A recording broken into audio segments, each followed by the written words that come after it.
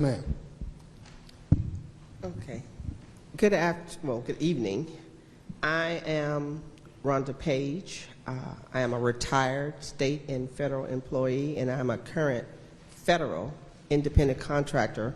So I first want to say thank you for continuing to fight for those employees. I have a lot of my peers who are very distraught at this time. For myself, I was in government for over 40 years. I don't let the foolishness distract me. I think it's an intentional distraction, and I think it's really ignorance of the programs in the government. They don't know how to take it apart. They don't know how to make it work, so they're just throwing stuff at us. So I try to keep them calm, but I want to thank you for staying in that fight, because I do understand there are people I work with who are really going through it right now. I like to operate in my sphere of what I can influence at the time, and since moving back to Adams County, there are some themes that I think are like critical. On your last Zoom, I heard you talk about the healthcare system here. And my work has been in the healthcare system for over 40 years, and there are far too many people dying in this county because they're not getting preventive care. And many of them are way much younger than I am.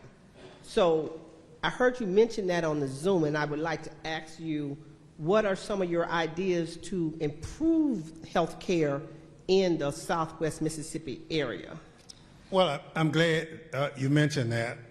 We just announced grants to the Community Health Center in Fayette, Claiborne County, today to be exact.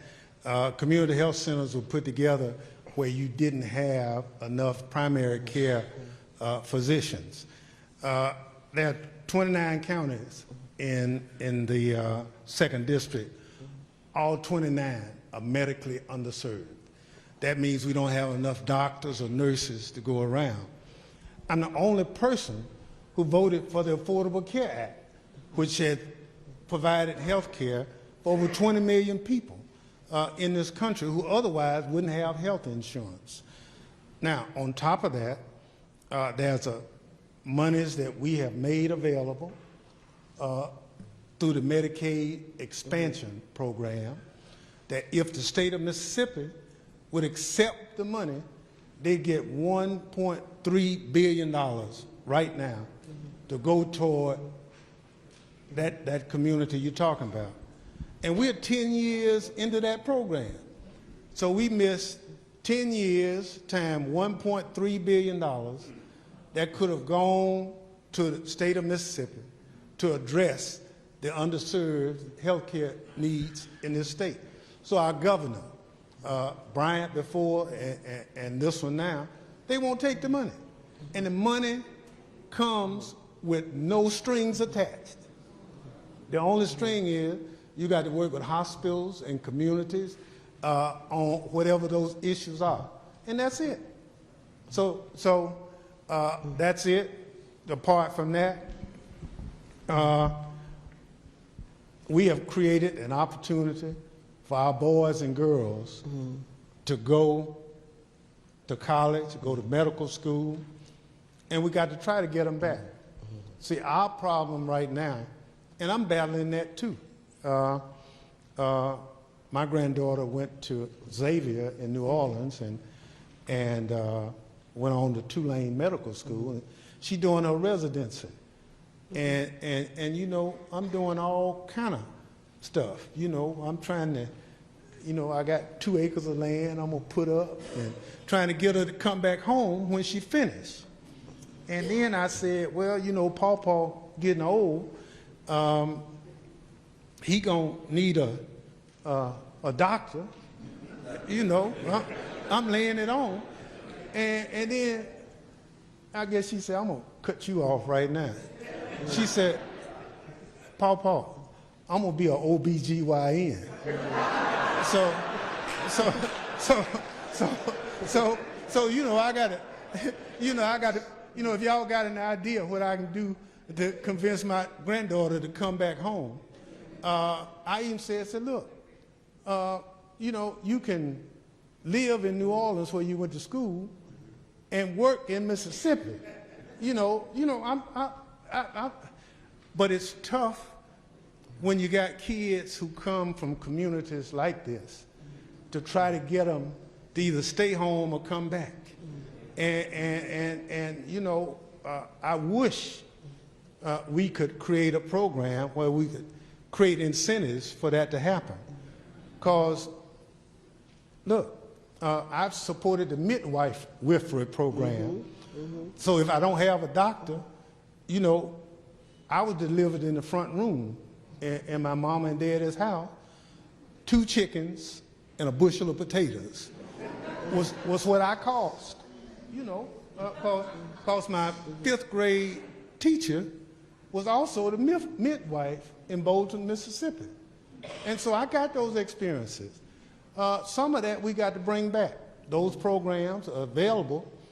So, I mean, there are a lot of things, but you got to have elected officials who want to take the opportunity.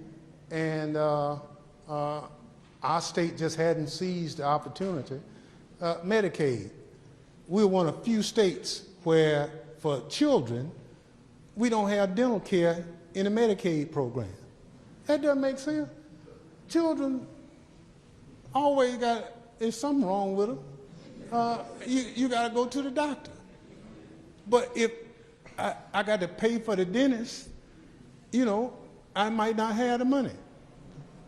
All we got to do is write dental in the plan, and the federal government's going to pay 90% of the cost of the dental program.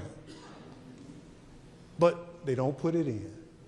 And so that's why people go to Louisiana and join that program, go to Tennessee, join that program, and they got them listed.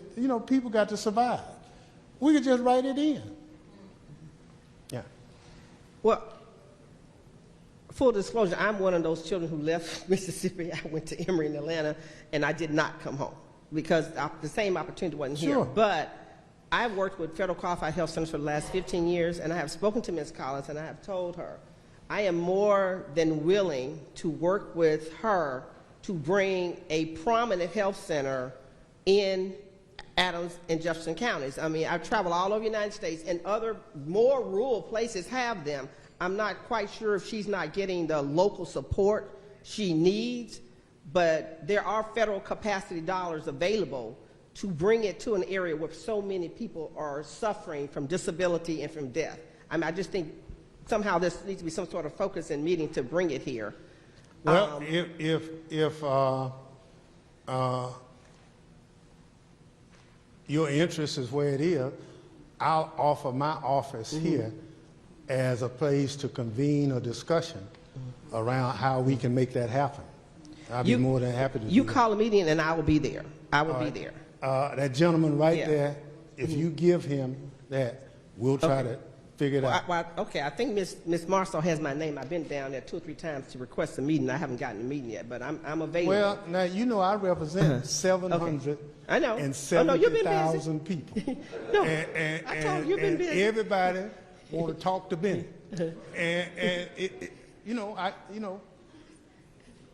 Most of them, look, I'm probably as accessible as anybody you'll ever meet. Okay. Now that you're back home, you got a talent. I want to help you showcase that talent in this community. I'm open. Now, the other thing. No, hold on. Look, just because you came home don't mean you gonna hog the show. Right? Now, look, I'm gonna talk to you. No, but I think this is something you'll appreciate. I think this is something you'll appreciate. Look, you've asked 3 or 4 questions. Be considerate for some of the other folks.